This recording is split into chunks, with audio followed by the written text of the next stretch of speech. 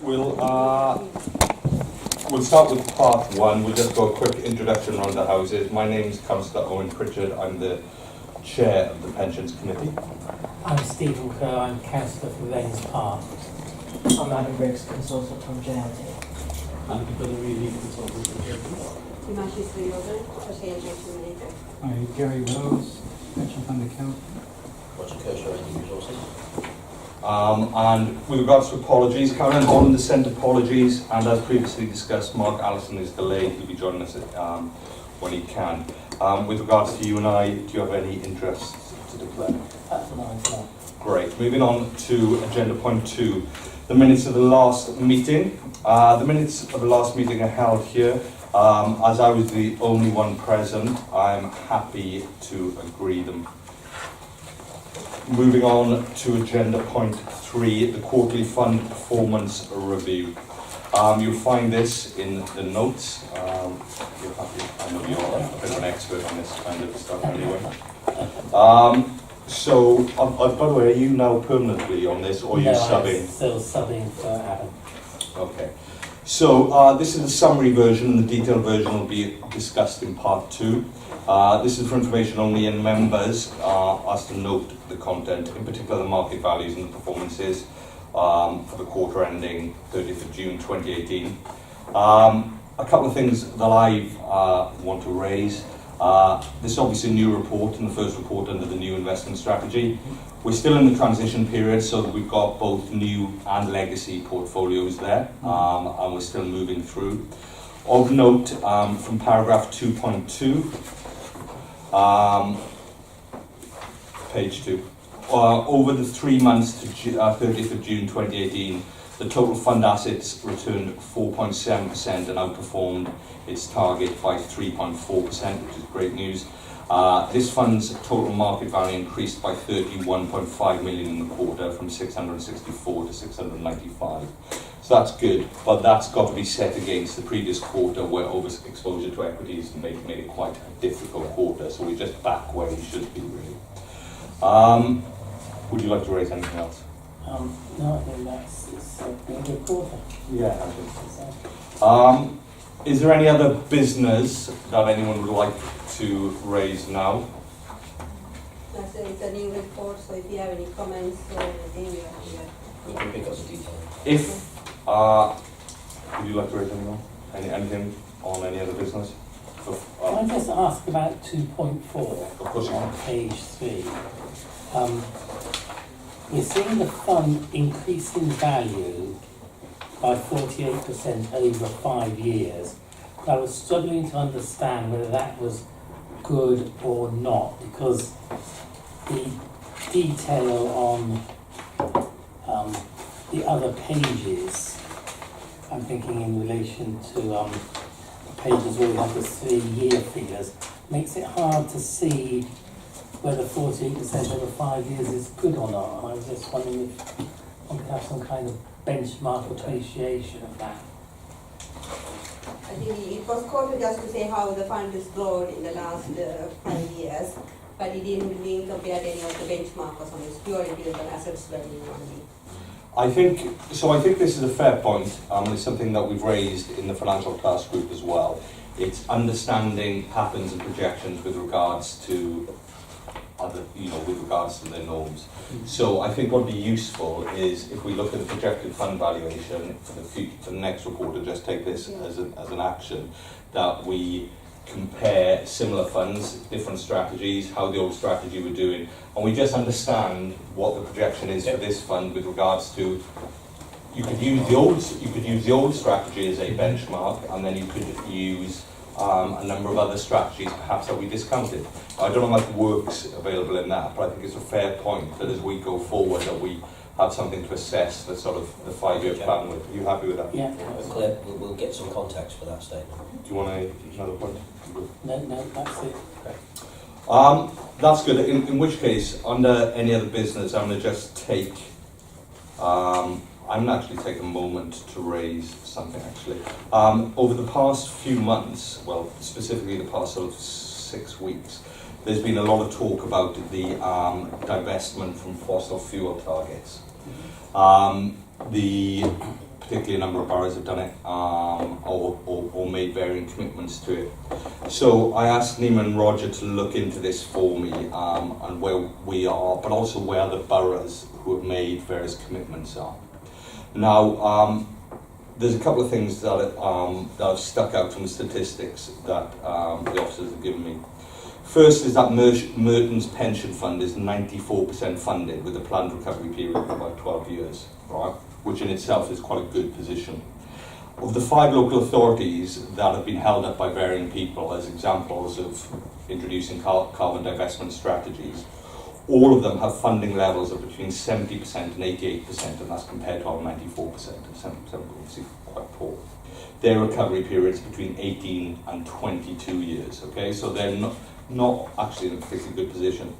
Now then, and with regards to employers' contribution, and it's important to note that employers' contribution in this context is the local authority, and it's a single pot of money from which people contribute through their taxes, which some money comes from government, but everything goes to the core services.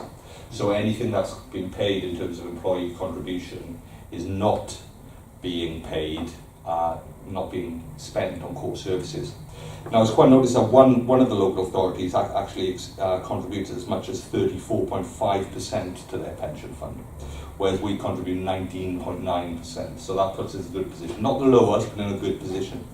So if you look sort of holistically, though I hate using that word, at all those things, the 94% funding, the 12 years, the fact that our sort of recovery period is much lower and how much we contribute, we're in a really good position. I'd also then like to raise actually what the commitments by those 5 local authorities were, because they've been well publicised as making commitments. Now, we look at, one will be reduced by 50% over the next 6 years. It doesn't make a comment as to what it is now or what it is. Another is committed to moving away from fossil fuel investment with no numerical target. A third is only in the process of designing a 4-year plan to lower carbon, again with no target. The fourth is to reduce fossil fuel exposure plan, a reduced fossil fuel exposure plan, again with no numeric target. And the fifth is divesting from all fossil fuels. Now I don't know in detail whether or not that's a zero plan, right? It's not, so none of these got a target date. Now, I compare that to ours under the new strategy, and I think this is quite interesting actually, for those who are geeky about numbers, so I'm sure you'll find this interesting. So in March of this year, our exposure to fossil fuel was over 7%. That's an extraordinarily high figure, I think, given, sort of the climate that we have, and I didn't mean to use the word climate, but the climate we have for ESG and so forth. And the current projections, our exposure will be around about 0.5% by March next year. Right, that's extraordinary, right? Now that's extraordinary, and that's come through no public commitment. That's just come through putting ESG at the heart of a new strategy, right? So first off, I can't claim any credit for that. Obviously, it was the previous incarnation of the committee. But because the new strategy, if it continues to hit those if it does hit that target, is something that we look to review. That puts us streets ahead of people who have made publicised commitments, but actually non-quantitative commitments. So I think, first off, well done to all involved in sort of developing a strategy that's put a sort of ethics and sort of climate change at its heart. But also, in the broader scheme of things, and I go back to my initial facts, of doing so set against the context of actually delivering for those people, those members of the pension scheme, and the residents of Merton, so minimising their contribution, but also ensuring that at 94% funding level with a recovery period of 12 years, you're on top of your game. And I say this, as someone who's only come in for a few months now, 5 months, and this comes from years and years of people doing their job well, previous committees taking things seriously. So I'm pleased to say that. I just wanted to go on record because as I see more in this role, I'm actually pleasantly surprised by what a good position that predecessors have put us in. You can have a look at that if you want. Would anyone like to ask any questions on that? In which case, it's just a case of future meeting dates. So I just do Sorry, Karen. that. It raises a question actually about our own kind of communications, doesn't it? Because I'm just wondering, is there something we should be doing to let people know we're in this very favourable Well, position? That is an interesting point. I was run by a journalist a couple of weeks ago, and I talked her through the fact that we were in the process of implementing the strategy, what our priorities were, and our priorities must always be our members, and then then the residents, and then then sort of the history below that, but complementary to that. Coupled with that, we're also implementing a new strategy, and we're making the most of collective investment vehicles. So we've got a couple of strands to our overarching aim. I wasn't in a position previously to comment with the specifics, because I didn't feel comfortable until I'd looked into it myself, really. I'm content that we're in a good position, and obviously if you want to look into it further, I'm sure even Roger will happily allow you to do so. Whether or not we want to publicise it, want to press release it, or whether or not we're, to be honest, content in the knowledge that we are doing a good job, and realistically speaking, people, apart from one or two sort of minority stakeholders, don't pay that much attention to pensions. But it's just, I think, since I've looked into it, that we're in a good position. But Well, I agree we're in a good position. I think it's important that we are trying to move away from fossil fuels. I think there's always been this kind of thought that some people have had that if you do a kind of ethical investment, you may somehow have lower returns. That doesn't seem to be supported by the figures we have in front of us. So I think there is a very good message that can be communicated.